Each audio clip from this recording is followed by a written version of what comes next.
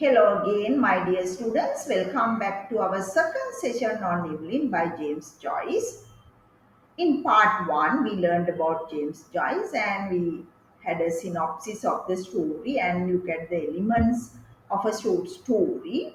Now, in this part, I'm going to go deeper. I'll take a bit more time to explore the first few paragraphs because you will see there is so much meaning packed into even the smallest section. So once you learn how to analyze like this, you will feel more confident in interpreting and negotiating the meaning of your own. So first, uh, read the first few lines. She sat at the window watching the evening invade the avenue. Her head was leaned against the window curtains, and in her nostrils was the odor of dusty cretonne. Now, where is she? She is sitting, doing nothing, no action, and uh, evening. She's looking at the evening, is observing the evening, but that evening is the evening is slowly taking over the street outside. There is no movement mentioned here, no sound, no dialogue, just Eveline thinking. And there is another very important phrase, the order of dusty cretonne. What does that tell us? Words like dusty may remind you like old, musty, and even stale. So this cretonne is a heavy fabric often used for furniture coverings or curtains in older homes.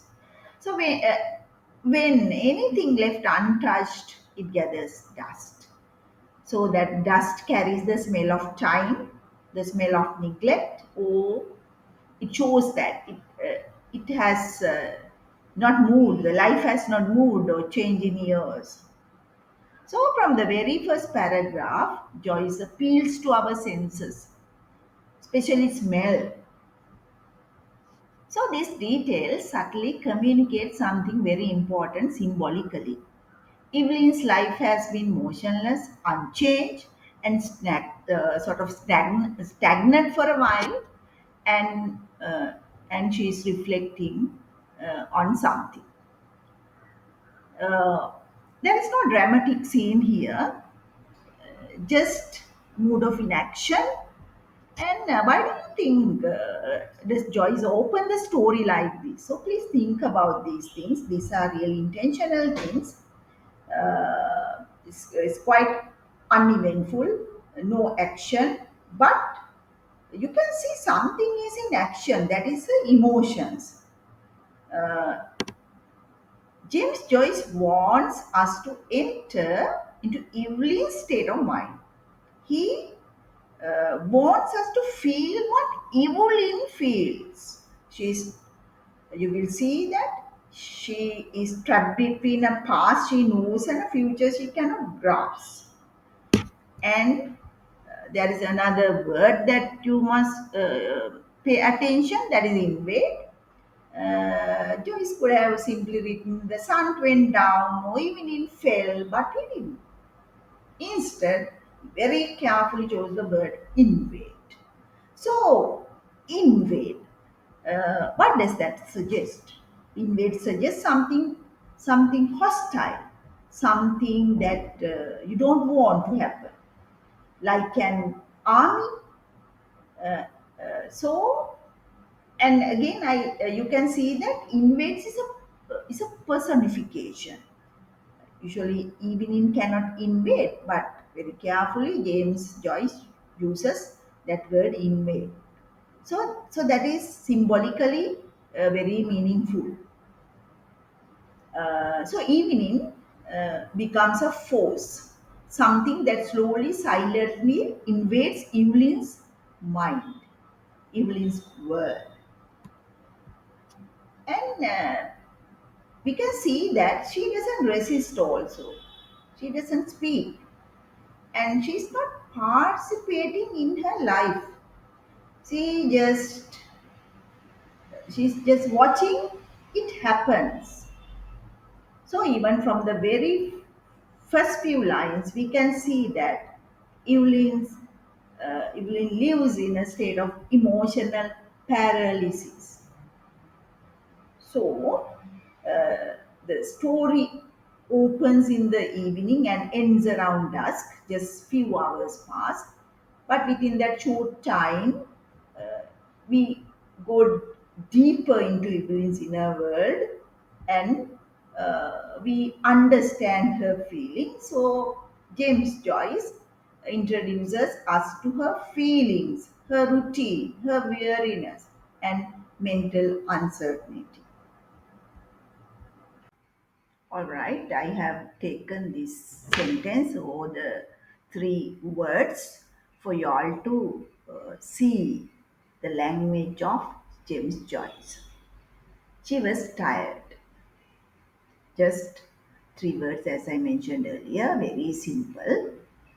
But this is where James Joyce's skill as a writer really shines. He doesn't need a long dramatic sentences to show us what Evelyn is feeling. With just these three words, he tells us so much. She's not just physically tired, she's emotionally drained.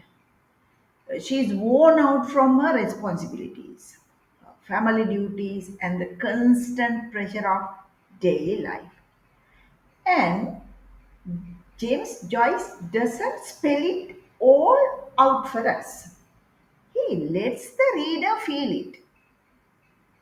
That's part of his style, his diction, his choice of words, his language, which is very deliberate. Even the smallest, the simplest sentence, like she was tired, carries a deep emotional weight of beauty. So, my dear students, when we read Joyce, we have to read between the lines. There is always more hiding under the surface. Now, we will read the next sort of passage. Now, we know that Evelyn is still right at the window, sitting quietly, and she observes. Only a few people pass by, nothing dramatic happens. Uh, Evelyn started by watching the evening settle in, uh, almost in a leisurely mood. But now you can see she isn't even watching anymore. She's just listening. We can feel that deep, heavy quietness in the atmosphere. She's listening to the soft, familiar sounds of the evening.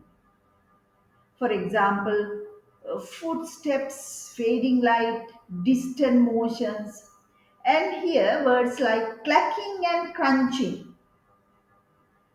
It's as if the silence around her is so intense that even the faintest sounds stand out. These sharp, specific words make the silence louder. They reflect how empty and how lonely Evelyn's world has become. She's alone with her thoughts. Her life is so silent and uneventful, so routine that even the tiniest sounds stand out and seem important. And notice how her memory takes over something else very quickly without any warning. It happens sort of very, very quickly. One time there used to be a field there.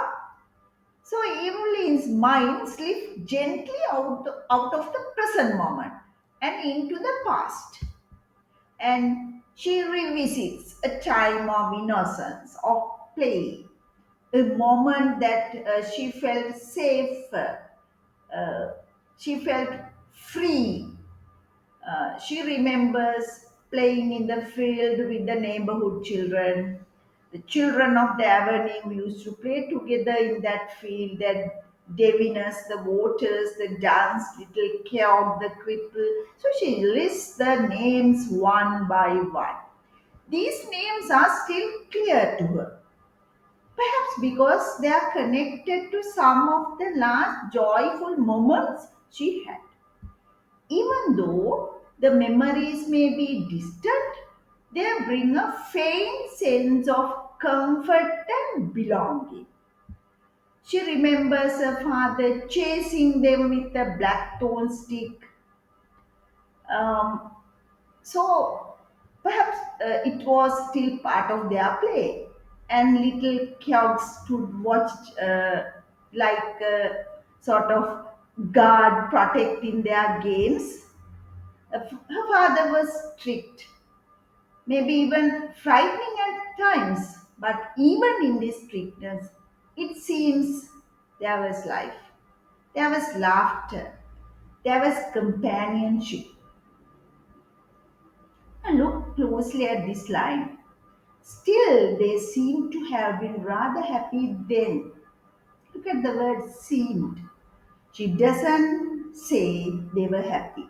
She says they seemed happy. That small word makes a big difference. It introduces uncertainty. Perhaps things are not as rosy as she wants to believe, but compared to her present, those days felt better. This is what we call bittersweet nostalgia, a kind of sentimental longing for a past that is comforting, actually not perfect. And let's clarify something important here, nostalgia. As Joyce has uses it, it isn't just about sweetness, it is tinged with sadness and regret. It carries the pain of change, the loss of innocence, and the realization that things cannot return to the way they were. Now, for Evelyn, there is another wave of memory hits. This time, she remembers that her mother is gone, her brother Ernest is gone, the neighborhood children she once played with, they are all grown up and moved away. And now it's Evelyn's turn. She's about to leave. Now, look at how Joyce built things gradually through the soft creak of footsteps, the worn out of old fabric, and the naming of children who are now absent. So they seems very unimportant tiny details. But as a whole, together, they create something far more powerful. He creates a deepening sense of loss, an overwhelming sense of loneliness, and there is a feeling of disconnection. The world around Evelyn is changing. People move on. Times moves forward. But Evelyn, she stays still. She feels frozen and emotionally and mentally and physically paralyzed and is unable to move with the rest of the world. So that is the feeling that we get. Uh,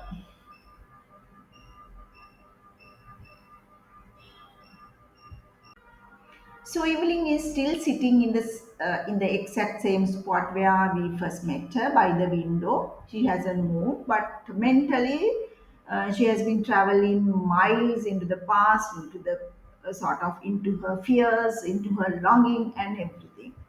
And around her is the world she has always known, the same worn-out room, all furniture, faded photographs on the wall. Everything is familiar. And look at how Joyce develops his plot here. Nothing happens externally in Eveline's world, but everything is happening internally in her mind. Joyce doesn't rush action. He lets emotional tension builds through Eveline's reflection. And there is symbolism, tiny details for us to see, for us to suggest. This is actually a deliberate attempt by the writer. He's willfully doing this because this story is not about external outside movement. It is about the emotional situation of a girl. You can see that the word, the single word home. Home, you can see the exclamation mark. It's like a gasp. Home. It shows the connection. Sometimes it cannot be joyful always, but there is some overwhelming sense of feelings is here attached to this word home. For Eveline, home is not just a building. It's a place filled with contradictions, care and control, routine and repression, love and loss. But actually, it is the only world she knows, and that is the world she wants to live also. So she looked around the same furniture she had dusted for years and asked, where on earth does all the dust come from? So the dust here becomes a metaphor for repetition, decay, and emotional burden. No matter how much he cleans, it always returns, just like her duties, just like her regrets, just like her feelings. So she's stuck in a cycle she can't break. She's in a vicious circle. Joyce doesn't directly say she feels trapped. Instead, he let us hear her thoughts, and the thoughts reveals her disturbed mind. This subtle shift into indirect speech gives us access to Eveline's internal dialogue without switching to first person. So it's a brilliant technique. Perhaps she would never see those family objects again. Here, for the first time, Evelyn start to think actually what it is to. I mean, what does it really mean to live? As we all know, it is easy to daydream about escaping or going away, but the real challenge begins when the dream meets reality. And that's exactly what happens here with Evelyn. Her attachment to these dull, familiar, everyday objects reveals something deeper, and it reveals a fear of change also. Leaving is not just physical, it means abandoning everything familiar, and we feel even it is painful. And Joyce now gives us three very important images. A yellowing photograph of a priest whose name she doesn't even know, a broken harmonium, once they played with, now it is broken, a devotional print of Blessed Margaret Mary, and she's known for suffering and sacrifice. So these are symbolically very, very important. So this shows that there is a woman conditioned to give sacrifice. She has sacrificed her time, her dreams, her identity for her family and religion. But now she is wondering if this sacrifice is worth it. Every small detail mirrors Evelyn's mental state. These objects are silent, forgotten, and faded. These are not just things, they are symbols of everything that holding Eveline back. She's not living, she's surviving. So Joyce includes them to show that the story isn't not driven by actions but of accumulated emotions. They help us feel Evelyn's emotional paralysis. Now Evelyn has agreed to go away with Frank. She is ready to escape a life of hard work, her controlling father, and her endless family responsibilities. Uh, we feel that, okay, finally, she has chosen the freedom. But look at this line. She had consented to go away, to leave her home. Now look at this verb, consented. She didn't decide to go. She didn't choose it. She didn't select it with confidence or joy.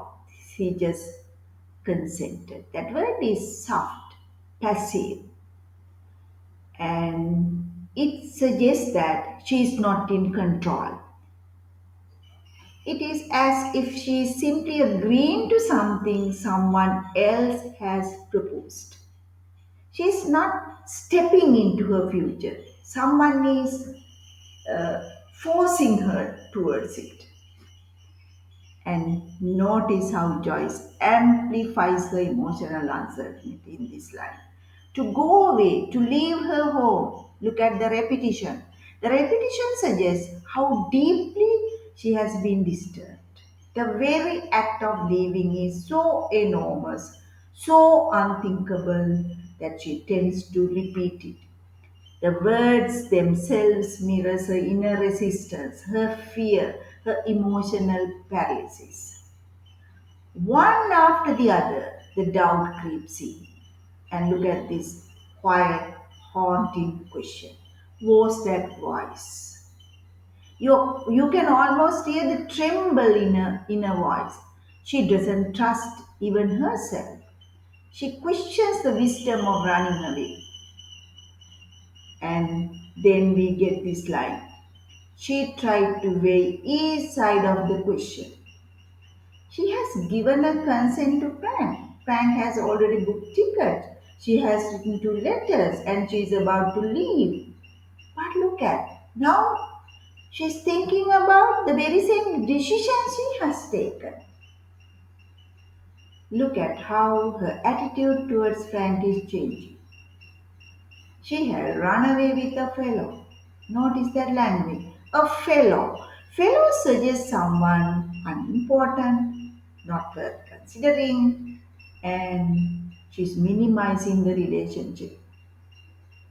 Not the man I love, not Frank, my future. This phrase reveals something crucial again. She may not be sure about Frank either. Here's where Joyce's brilliance comes out. He never explicitly tells us Evelyn is afraid. Evelyn is unsure. Instead, he shows those emotions through his diction. Repetition, hesitant phrasing, and distant language. She is caught between the known and the unknown. She pictures the small securities of her life, her home, the familiar walls, the presence of her siblings, the domineering father, the monotonous struggle, the judgments at the store. And the painful duality of her mind has hit her. She's torn between a habit versus hope, safety versus risk, duty versus escape.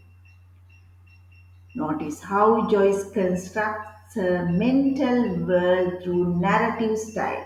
Everything is revealed using third person narration, but it flows so closely with Evelyn's thought that we feel we are with her.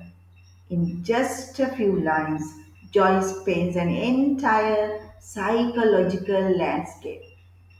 Eveline's fear, her aching sense of responsibility, her desperate longing for something better, and her inability to let go of the only life she is ever known. My dear students, this brings us to the end of the second part. In the next video, we will see what Evelyn really decides and how Joyce captures that final powerful moment. Stay tuned.